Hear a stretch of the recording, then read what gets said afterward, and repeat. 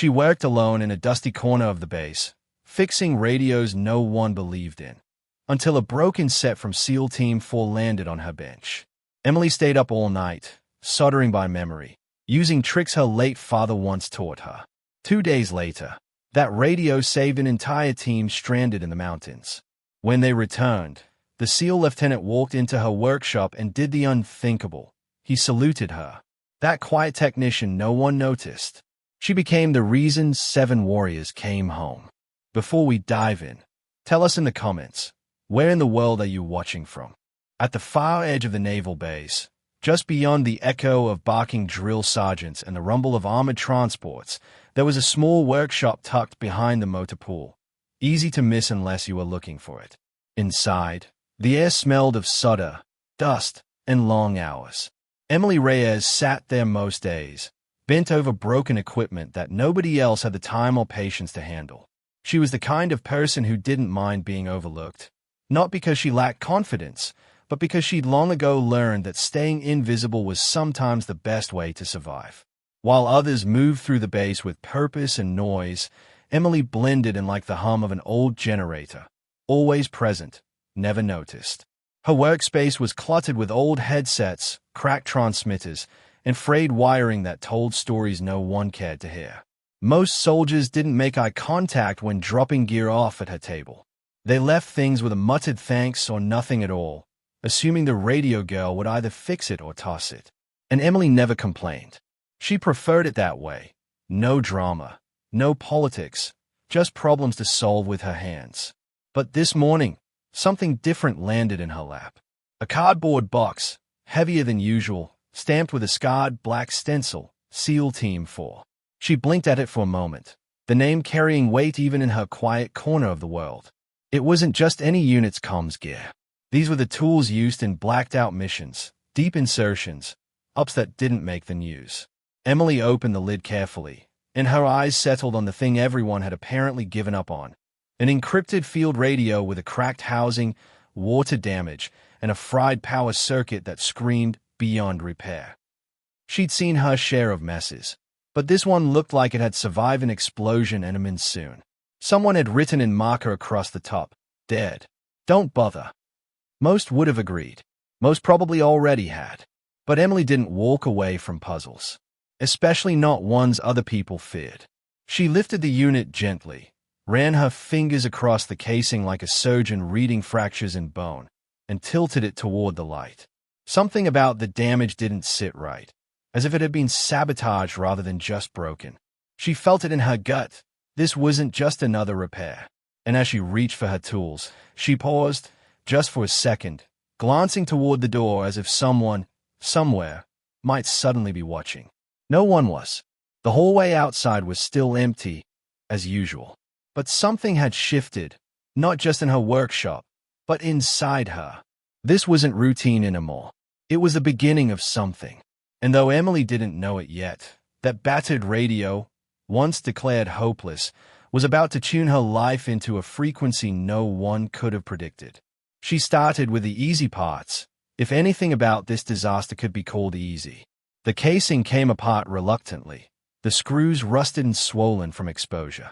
Inside, it was worse than she expected. Corrosion had eaten into the boards like rot in a fallen tree. Delicate gold traces snapped in half, capacitors swollen like bruises.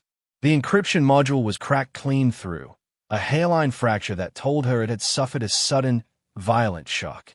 Emily sat back and stared at the mess, letting the weight of it settle on her. Any other tech would have logged it as a total loss. Hell, even she should have. But there was something about this radio, something about the way someone had written it off without a second thought. She hated that, not because she wanted praise or because she needed to prove anything, but because she saw potential in broken things, and because she'd been written off once, too. She pulled her stool closer and turned on the small desk lamp that gave off more heat than light. Her tools were old, some inherited from her father's workshop in Fresno, a place filled with grease-stained notebooks, half-labeled drawers, and memories of evenings spent side by side, fixing radios not because they had to, but because they could. He never spoke much, but when he did, it mattered. "If you can't find the part," he'd said once, guiding her 10-year-old hands around a soldering iron. Build the damn thing yourself. That voice echoed in her now as she began lifting burnt components and tracing paths with the tip of a stylus, hunting for anything she could save. By midnight, her shoulders ached and her fingers were blackened with carbon and silver. She'd used copper hay-fine wire to bridge the tiniest gaps in the motherboard, dipped into a stash of rare transistors she never thought she'd need, and even used a lens from an old digital camera to help reconstruct part of the optical encryption reader. Her world narrowed to the hum of her lamp, the bite of solder, the rhythm of breath and wire and trial. At one point, she knocked over her coffee and didn't even notice it spill. She wasn't chasing sleep. She was chasing the moment when the impossible bent to will. At 2:45 a.m., she pressed the last patch into place, cleaned the contacts, and reassembled the unit with hands that trembled from exhaustion and adrenaline. She wiped the sweat from her brow, pulled her blanket tighter around her shoulders, and stared at the radio like it might bite. Then, without ceremony, she flicked the power switch. The green light blinked once, then again, then held steady. She didn't smile. She didn't cheer. She just exhaled, a long, quiet breath that almost sounded like relief, like grief, like reverence. The radio hummed softly, alive again, speaking in the language only she had believed it still could. In that moment, there was no applause, no witnesses. Just her, a silent room, and the unmistakable glow of something broken, finally made whole. The sun was barely up when Emily heard the heavy cadence of boots striking concrete. 3 pairs, fast and deliberate, echoing toward her shop like something out of a different world. She sat up straighter, the half-empty cup of stale coffee forgotten beside her. No one walked into the tech bay like that. Most days, she was lucky to get a passing glance. But these steps carried weight, purpose, and then they stopped just outside her open door. She turned, expecting an officer from logistics or maybe someone who needed a rush repair.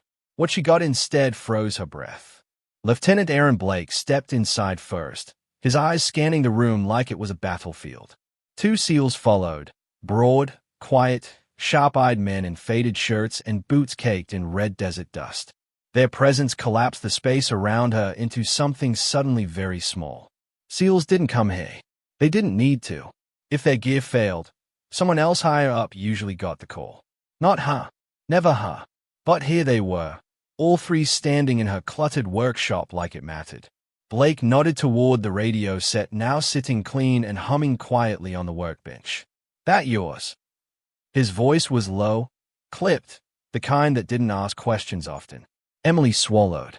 It came through yesterday. I repaired it overnight. She hoped her voice didn't sound as thin as it felt. One of the SEALs stepped closer and studied the casing, turning it in his hand. This thing was listed as dead. Encryption module was toast. I rebuilt it, she said quietly. Blake's gaze sharpened. You what? The casing was fractured, but the optical path could still be reconstructed. I used a lens array from a... She stopped herself, suddenly aware of how technical it sounded. But Blake didn't interrupt. He didn't smirk. He just stared harder, as if her words had made something click behind his eyes. Show me, he said. Emily hesitated, then picked up the board schematic she'd sketched in pencil at 1 a.m., sliding it toward him with careful fingers. I mapped out the original circuitry first, she said. Then I ran mock protocols on a dummy channel, isolated the data node, and spliced in the new encryption bridge using a lens reader. It's not pretty, but it passes diagnostic at 99.2% fidelity.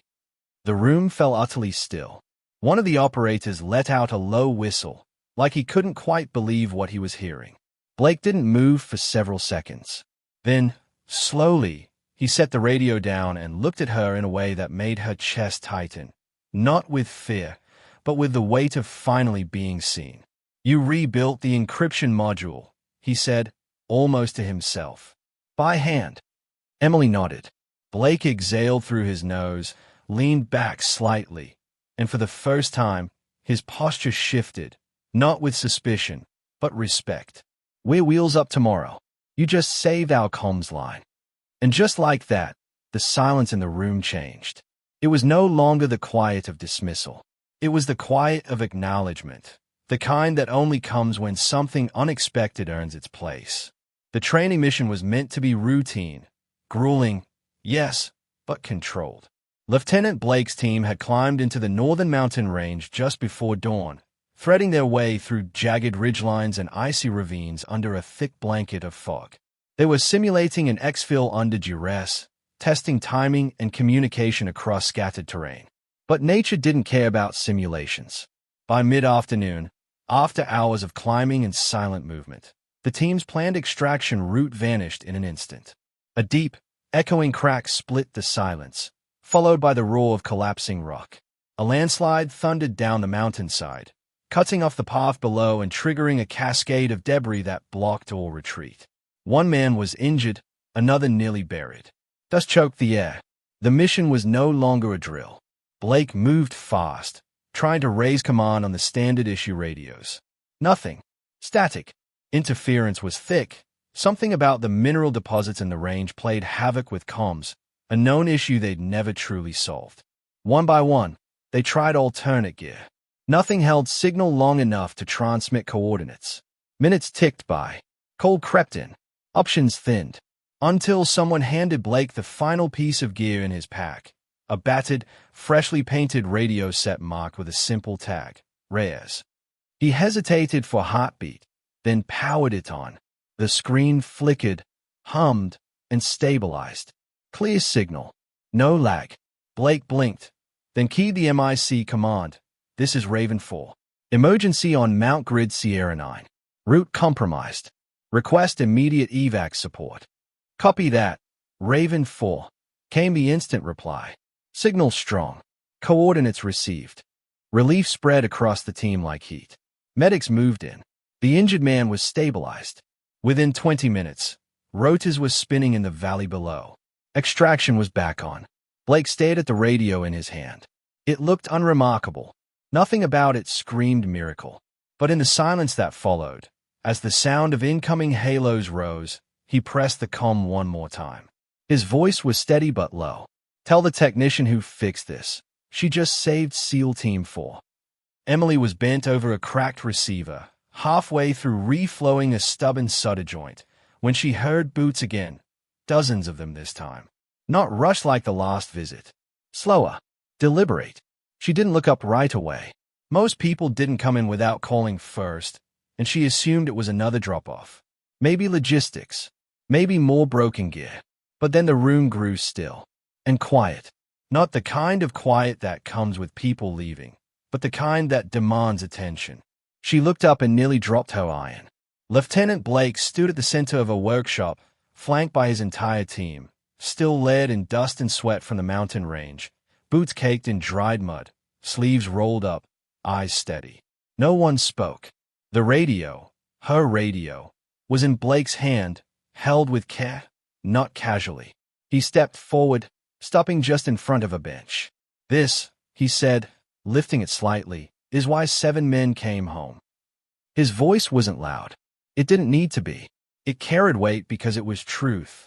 Emily opened her mouth to say something, anything, but the words jammed in her throat. Then Blake turned, looked around the room at the other techs and officers gathering at the edges, and spoke clearly. Attention. Everyone froze. Then, without ceremony or hesitation, Lieutenant Blake brought his hand to his brow and saluted her. A Navy SEAL, saluting a civilian tech. No one moved. No one breathed. It was as if the entire base paused, caught in that impossible moment when someone invisible was finally, irrevocably seen. The days that followed moved like a current Emily hadn't expected, quiet at first, then rushing fast. The story of what happened in the mountains traveled faster than she did. Not because she told anyone, but because SEAL Team 4 did. Lieutenant Blake filed a formal commendation with Special Operations Command, naming her repair not just exceptional, but mission-saving. His exact words, she later heard, were, "This technician didn't just fix comms gear. She made the impossible functional." That's battlefield engineering.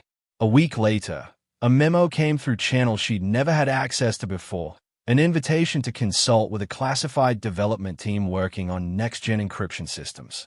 Not just base maintenance. Real design. High-clearance projects. Doors that had always been locked to her now opened without a sound.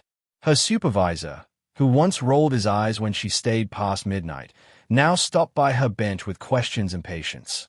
He shook her hand with both of his, even stumbled over the words "I was wrong." Other teams she'd only seen in blur, started requesting her by name. She wasn't just the girl in the corner anymore. She was Reyes, the one who solved what others scrapped. And for the first time in her life, she walked the halls with her shoulders just a little straighter, not out of pride, but because invisibility no longer fit. She wasn't background anymore.